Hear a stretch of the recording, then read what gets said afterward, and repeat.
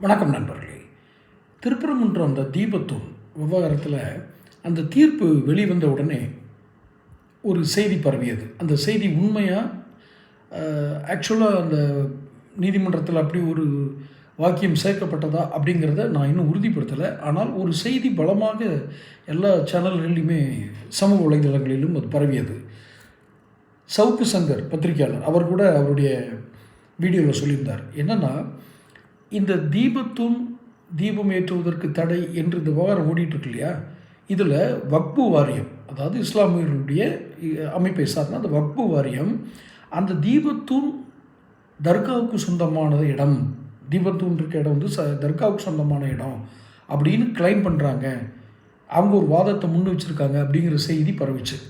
இதை அவங்க மனுவாகவே கொடுத்துருக்காங்க, மனுவில் சேர்த்துருக்காங்க. இது வரைக்கும் இல்லை. அதாவது மேல்முறையீட்டு மனுவில் தான் அந்த வக்பு வாரியம் வந்திருக்கு. நாங்கள் வந்து அது வரைக்கும் அமைதியாக தான் இருந்தாங்க. அது தீமை ஏற்றக்கூடாது, தீமை ஏற்றுங்க அப்படின்னு 2 பேரும் சொல்லாமல் ஒதுங்கி அமைதியாக இருந்தாங்க.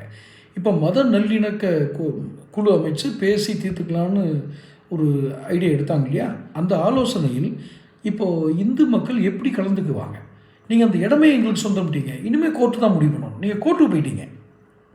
நீதிமன்றத்துக்கு சென்றிருந்தால் மத நல்லிணக்க குழுக்கள்லாம் அமைச்சு பேசணும் அப்படின்னா நீதிமன்றத்துக்கு போயிருக்கக்கூடாது. இப்போ நீதிமன்றத்தில் அது தாக்கல் செய்யப்பட்டுள்ளது. என்ன, வக்பு வாரியத்திற்கு சொந்தமான இடத்தில் தான் அந்த தூண் இருக்கிறது, அப்போ அதில் தீமை ஏற்றக்கூடாதுன்னு இவங்க சொல்கிறதா தான் அர்த்தம். இப்படி ஒரு அபாயகரமான முடிவை வக்பு வாரியம் எடுக்குமா? ஏன் இது அபாயகரமான முடிவுன்னு சொல்கிறேன்னா, பெரும்பான்மையாக இருக்கிறவங்க வேறு, சிறுபான்மையாக இருக்கிறது நீங்கள், இப்படி இதுக்குள்ளே நான் போகலை. ஆனால் இது அபாயகரமானது என்பது என்ன பின்னணியில் நான் சொல்கிறேன் அப்படின்னா, நீங்கள் இவ்வளவு நாளும் இந்த மாதிரி ஒரு வாதத்தை நீதிமன்றத்தில் வைத்ததில்லை. எத்தனையோ காலமாக 90லேருந்தே இந்த பிரச்சனை இருந்துகிட்டு இருக்கு. இது வக்பு வாரியத்துக்கு சொந்தமானதுப்பா, இந்த அருக்குப்பா இருக்காடு அப்படின்னு என்னைக்கே கொண்டு நீங்கள் காட்டியிருக்கணும். இல்லை, இப்போ இதை தூண்டுறது யார்? இந்த இனவாதத்தை மெதுவாக நஞ்சாக கலக்கும் திமுக. ரொம்ப ஓப்பனாகவே சொல்கிறேன்.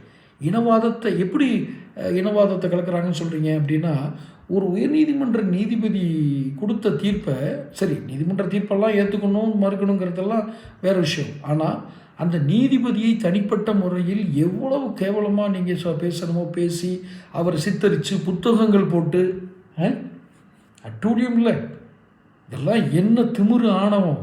ஒரு புத்தகம் தயாரித்து புத்தக திருவிழாவில் போச்சு. நேற்று தான் இந்த புத்தகத்தை விற்கக்கூடாதுன்னு அவங்க தடை போட்டிருக்காங்க.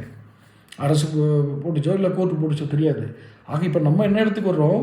வக்பு வாரியம் தீபத்தூண் இருக்கும் இடத்தை உரிமை கொண்டாடுகிறதா? இது உண்மையா? சொல்லுங்கள், தொடர்ந்து பேசுவோம்.